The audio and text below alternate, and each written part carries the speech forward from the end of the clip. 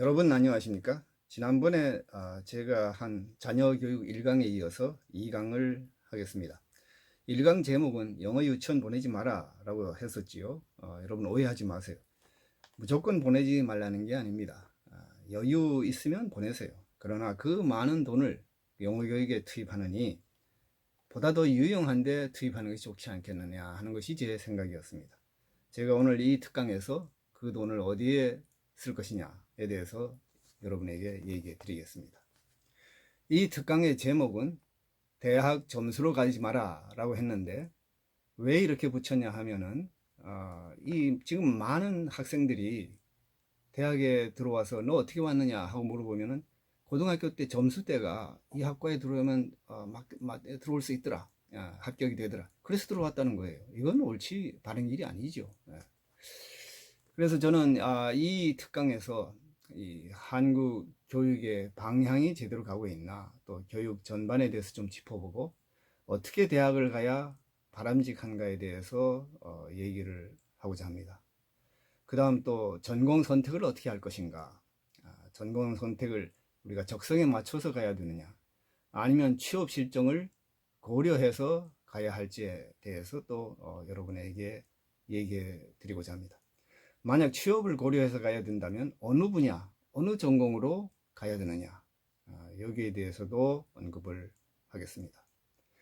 먼저 한국 교육 전반 현실에 대한 PPT를 여러분 같이 한번 보십시다.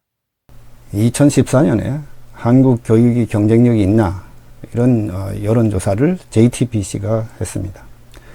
여기 보면은 48.6%가 그렇다, 경쟁력 있다 라고 대답을 했고 38.5%가 아니다 라고 대답을 했습니다. 그러나 그 후에 경쟁력이 없다 쪽의 퍼센테이지가 지속적으로 높아졌습니다. 오바마 미국 전 대통령은 글로벌 경쟁 시대에 살아남으려면 미국은 한국의 교육 시스템을 본받아야 된다, 이렇게 한국 교육을 예찬을 했습니다. 한국 교육의 내부를 들여다보지 못하고 겉만 보고 한 얘기죠. 피터 드러커는 교육에 대한 투자로부터 그렇게 풍성한 수확을 했던 나라는 한국밖에 없었다라고 했습니다. 한국이 이만큼 성장했는 데는 교육이 기여하는 것을 부정할 수는 없지요. 여러분 잘 아시다시피 한국의 입시교육은 너무나 사교육에 의존하고 있습니다. 이것이 죽은 교육으로 이끌어갑니다. 공교육이 제대로 되어야 합니다. 현실을 보면은 교실을 떠나는 아이들이 하루에 150여 명이 되고 학업 중단을 하는 학생이 3년간 10만여 명이나 됩니다. 학부모, 학생, 교사가 모두 행복하지 않습니다. 우리나라 교육열은 없습니다. 학생 능력도 있습니다. 그러나 교육의 목적이 서로 돕고 더불어 행복하게 사는 곳, 이쪽으로 가야 되는데 엉뚱한 방향으로 가고 있죠. 우리 아이들의 현재 상태를 봅시다. 제 제자가 학원에서 학생들을 가르치는데 한 학생이 이런 말을 하더래요. 방과 후에 계속 뺑뺑이를 돌아야 하니 너무 싫다. 특히 영어 학원 가기 싫다. 왜 그러냐 하고 물어봤더니 단어를 다 못 외우면 매를 맞기 때문이다, 이렇게 대답을 했다는 거예요. 아이들이 꿈이 있어야 되는데, 미래에 대한 꿈이 있어야 되는데 꿈이 없습니다. 부모들은 아이들 학원 가서 돌리니까 내 소임을 다했다 라고 생각하는 거예요. 그저 대학만 들어가면 된다 라고 생각하는 거예요. 대학 너머, 그 너머를 생각하지 않는 거예요. 고등학교 살펴봅시다. 고등학교는 전쟁터입니다. 학생들의 자율성이 상실되어 있죠. 소위 학생부 종합전형이라는 게 만들어져 가지고 이거 점수 올려야 대학 갈 수 있으니 이 점수 올리려고 혈안이 되어 있는 거죠. 의대, 법대 선호 현상은 계속되고 또 공무원 선호 현상은 어느 때보다 지금 두드러지고 있습니다. 사실 교육에서 가장 중요한 것이 인성교육입니다. 그런데 인성교육하면 학부모들이 싫어해요. 내 아이가 다른 아이를 짓밟고 올라가야 되는데 인성 이런 거 하면 거추장스럽다고 생각하는 거죠. 그러나 자녀 교육의 핵심은 인성교육입니다. 우리 아이들이 절제 하는 훈련 배워야 되고, 또 예의를 가르쳐서 배워야 되고, 감사하는 것을 가르쳐야 됩니다.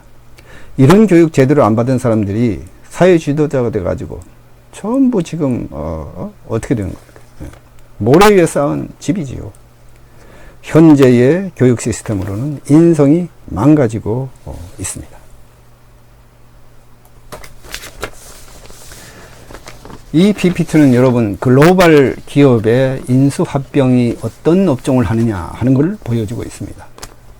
자, 페이스북은 AI, 인공지능, Artificial Intelligence, Virtual VR, Virtual Reality, 가상현실, 또 드론 이런 쪽으로 하고, 구글은 드론, 로봇, AI, 자율주행차, 애플은 VR, MS는 마이크로소프트는 AI, 클라우드, 빅데이터, 인텔은 드론, AI, VR, 자율주행차, 아마존은 클라우드, 드론 이런 쪽으로 인수를 하고 있습니다. 특히 구글의 레리 페이지는 대단한 AI 예천론자입니다. 구글의 최종 목표는 인터넷을 거대한 인공지능으로 만드는 것이다 라고 그는 말하고 있습니다. 2001년부터 2015년간 AI 관련 인수에 280억 불을 투자했어요. 그래서 AI 관련 기업을 17개나 인수를 했습니다. 특히 2014년에는 알파고를 개발한 딥마인드를 6억 불에 인수했어요. 알파고는 우리나라 바둑 대결로 우리나라에 잘 알려져 있죠. 제가 서두에서 많은 학생들이 점수대로 봐서 안전하게 합격할 곳을 찾아서 대학을 온다고 했지요. 이거 옳지 않은 방법이죠. 자, 그러면 전공을 어떻게 선택해야 할까요? 우리가 적성을 따라서 갈까요? 아니면 취업이 잘 되는 학과를 갈까요? 적성을 따라가는 것이 바람직하긴 합니다. 그러나 조심을 해야 합니다. 예를 들면 아이가 예능에 소질이 있다고 여러분 예능에 보내야 될까요? 정말 뛰어난 재능이 없다면 저는 권하지 않습니다. 어머니가 보면 알아요. 이 아이가 얼마나 열정을 가지고 이 분야에 하는지, 또 그 분야에서 얼마나 특출한 재능을 발휘하는지, 뭐 공인된 어떤 전국적인 이런 대회에서 수상을 한다든지, 뭐 그러면 인정할 수가 있겠지요. 정말 탑할 자질이 없다면 보내지 않는 것이 좋습니다. 아니면 저는 취업 실정을 고려해서 진학하는 편이 훨씬 낫다고 생각합니다. 그러면 앞으로 어떤 분야가 유망할까요? 여러분 앞에서 미국의 메이저 기업이 인수합병한 회사들을 봤죠. 구글이 뭐 AI, 로봇, 드론, 또 자율주행차, 또 페이스북은 AI, 버추얼, VR, 드론 뭐 이런 거 쭉 한다고 봤죠. 이런 분야들이 바로 앞으로 많은 인재들을 필요로 하는 기업입니다. 이런 분야입니다. 보면 대부분의 기업이 AI, 인공지능에 투자를 많이 하지요. AI는 정말 4차 산업의 아주 핵심입니다. 자, 그러면 취업 전망이 좋다고 무조건 또 가야 될까요? 여기에서 우리가 좀 조심을 해야 됩니다. 제가 컴퓨터 시뮬레이션 과목을 학생들에게 가르쳐 봤어요. 사실 프로그래밍 한다는 게 힘들고 굉장히 귀찮은 분야예요. 이걸 잘 내려면 어느 정도 소질이 있는 학생들이 가는 것이 좋지요. 첫째로 수학을 좋아하는 학생들이 가야 됩니다. 그러나 저는 평균 정도의 능력이 있다면은 자기 노력 여부에 따라서 성공하느냐 못하느냐는 달려 있다고 봅니다. 제가 소통 영어 6강, 특집 6강에서 헨리 아이링 박사의 얘기를 했지요. 유명한 20세기의 화학자 헨리 아이링 박사. 그분이 이런 말을 했다는 걸 그때 얘기를 했지 않습니까? 우리가 과학을 할 때는 어빌리티와 에포트가 동반수반돼야 된다. 그러나 어빌리티, 능력은 우리가 타고난 것이니까 어떻게 할 수 없지만 에포트, 노력은 우리가 얼마든지 컨트롤할 수 있다. 즉 많은 노력을 기울이면 그 분야에 성공할 수 있다. 그게 정답입니다.